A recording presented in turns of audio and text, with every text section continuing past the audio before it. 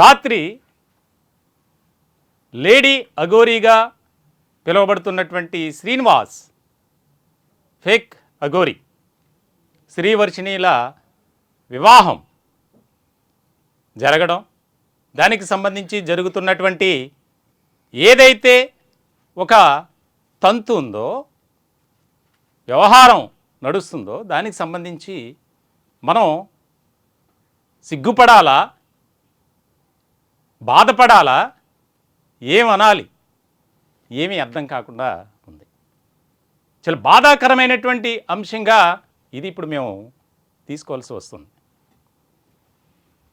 తల్లి అని సంబోధించినటువంటి శ్రీవర్షిని మేము వివాహం చేసుకుంటున్నాం, మా ఇష్టపూర్వకంగానే పెళ్లి జరిగింది అని రకరకాల మాటలు చెబుతూ, దానికి సంబంధించి నా నల్ల బంగారం, నా చిన్ను అని చెప్పి ఇద్దరూ కూడా అసలు ఈ సభ్య సమాజానికి ఏం మెసేజ్ ఇవ్వాలి అనేది కూడా అర్థం కాని పరిస్థితుల్లో ఉన్నారు ఇద్దరు కూడా.